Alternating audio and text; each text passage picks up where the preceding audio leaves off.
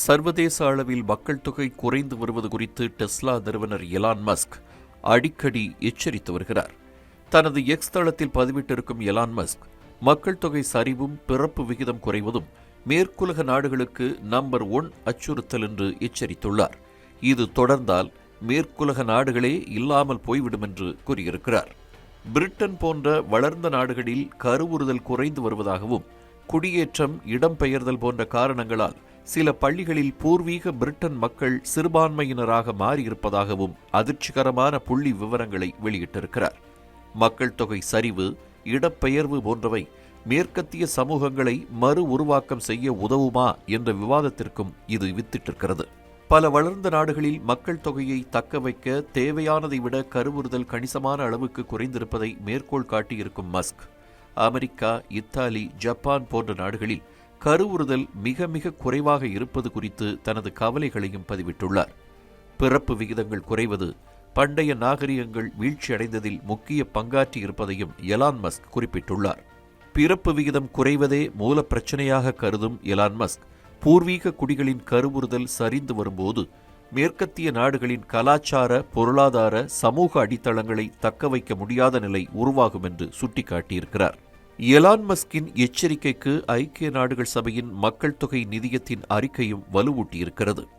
The real fertility crisis என்ற தலைப்பில் வெளியிடப்பட்டுள்ள அறிக்கையில், குழந்தை வளர்ப்பு செலவுகள் அதிகரிப்பு, கணவன் மனைவி இணைந்து வாழ்வதில் உள்ள சவால்கள் உள்ளிட்ட காரணங்களால் சர்வதேச அளவில் கருவுறுதல் என்பது குறைந்து வருவதாக கோடிட்டு காட்டப்பட்டிருக்கிறது. குறிப்பாக கருவுறுதல் விகிதம் பொதுவாக 2.1 என்ற விகிதாச்சார அடிப்படையில் இருக்க வேண்டும். ஆனால் அமெரிக்கா, இத்தாலி, ஜப்பான் உள்ளிட்ட வளர்ந்த நாடுகளில் அந்த விகிதம் 1.3 முதல் 1.66 வரை மட்டுமே இருப்பதாகவும் எலான் மஸ்க் குறிப்பிட்டிருக்கிறார். எலான் மஸ்க் ஏற்கனவே 14 குழந்தைகளுக்கு தந்தையாக இருக்கும் நிலையில், வாடகை தாய் பாரம்பரியமற்ற வாழ்க்கை முறை மூலம் கூட இன்னும் குழந்தைகளை பெற்றுக்கொள்ள விரும்புவதாக கூறியிருக்கிறார். குழந்தைகளுக்கு ஊக்கத்தொகை, தாய்மை விருதுகள், பெற்றோருக்கு உதவித்தொகை போன்ற அவரது சில திட்டங்கள் ட்ரம்ப் நிர்வாகத்தால் பரிசீலிக்கப்பட்டன. அவரது இந்த யோசனை பூர்வீக மக்களின் எண்ணிக்கையை உயர்த்தக்கூடிய புது முயற்சியாகவே பார்க்கப்பட்டது. மக்கள் தொகையை அதிகரிப்பதில் மஸ்கின் குழந்தை வளர்ப்பு முறை ஒரு பக்கம் விமர்சிக்கப்பட்டாலும், வெள்ளையர், பூர்வீக அமெரிக்கர்களிடையே பிறப்பு விகிதம் அதிகரிப்பதில் குறுகிய கவனம் செலுத்தும் புரோனோட்டாலிஸ்ட் மூவ்மெண்ட் பற்றிய கவலைகளையும் இது எழுப்புகிறது.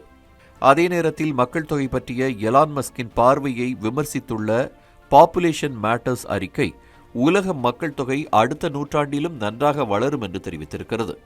இதேபோன்று முதியோரின் எண்ணிக்கை கடுமையான பொருளாதார பிரச்சனையாக பார்க்கப்பட்டாலும், ஆட்டோமேஷன், குடியேற்றம் போன்றவை அதன் தாக்கத்தை குறைக்கும் என்றும் நிபுணர்கள் தெரிவித்துள்ளனர். பிரிட்டிஷ் முழுவதும் உள்ள ஆரம்ப பள்ளி மாணவர்களில் வெள்ளை பிரிட்டிஷ் குழந்தைகள் தோராயமாக 65% பேர் என்று புள்ளி விவரங்கள் தெரிவிக்கின்றன.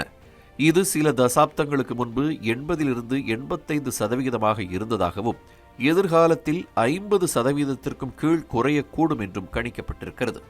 எலான் மஸ்கின் கருத்துக்கள் அடையாளம், கலாச்சாரம், நிலைத்தன்மை பற்றிய ஆழமான கவலைகளை வெளிப்படுத்துவதாக கூறும் நிபுணர்கள், கருவுறுதல் தரவுகள் மட்டும் மேற்கத்திய சமூகங்களின் எதிர்காலத்தை தீர்மானிக்காது என்றும், பொருளாதாரம், கல்வி, இடப்பெயர்வு மற்றும் ஒருங்கிணைப்பு போன்றவற்றையும் சார்ந்திருக்கும் என்றும் கூறுகிறார்கள்.